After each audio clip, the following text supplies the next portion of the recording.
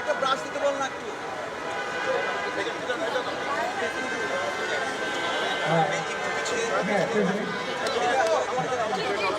আমাদের এই আয়োজনে অন্যতম সহযোগী গুলশান সোসাইটি এবং সাবেক জাতীয়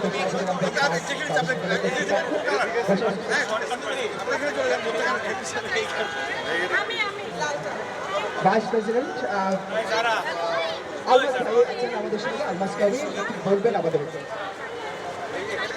আমরা অত্যন্ত আনন্দিত যে আমাদের গুলশানে আসলে এই ধরনের এভাবে বর্ষবরণ আসলে আমরা খুব একটা করতে পারি না, সুযোগ পাই না। আমরা আমাদের ঢাকা ইউনিভার্সিটি ক্যাম্পাসে রমনা মঠমূলে আমরা এই ধরনের একটি ট্রেডিশন আবার শুরু করি।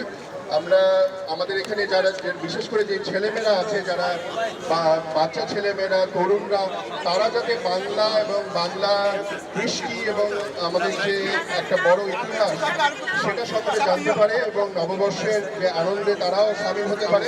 সেজন্য আমি অত্যন্ত আনন্দিত যে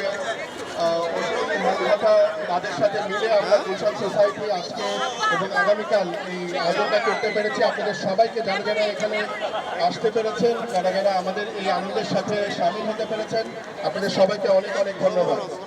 এবং কালকে শাহাবুদ্দিন পার্কে সারা দিনব্যাপী সকাল 10টা থেকে রাত সন্ধ্যা 7টা পর্যন্ত গান, ছবি আঁকা, আর্ট ক্যাম্প, নানা ধরনের অনেক খাওয়া দাওয়া তো বটেই, অনেক কিছু থাকবে। আপনারা সবাই সেখানে আসবেন।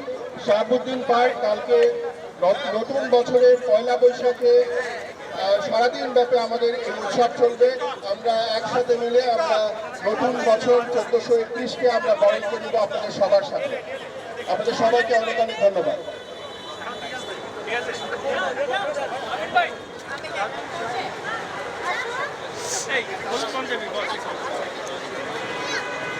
বাংলা নববর্ষ তাকে ঘিরে গুলশানের মতো জায়গায় আমরা ঢাকা উত্তরে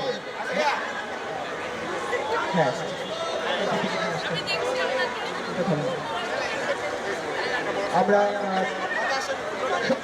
সুধী এবং গণমাধ্যম কর্মীদের উদ্দেশ্যে বলছি যে আমরা আর খুব অল্প সময় আপনাদের কাছ থেকে নেব। তাদের আমাদের উপস্থিত আছেন এবং কথা বলছেন তিনি এখন আমাদের উদ্দেশ্যে।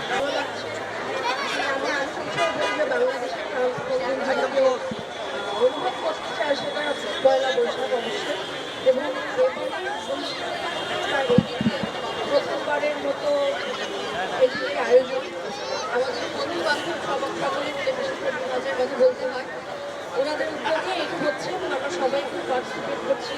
এবং আমি আশা করব যে আগামীকালে যে অনুষ্ঠান আছে, মূল অনুষ্ঠান, সেখানে শাহাবুদ্দিন পার্কে আছে, আপনারা সবাই আসবেন অনুষ্ঠানটি।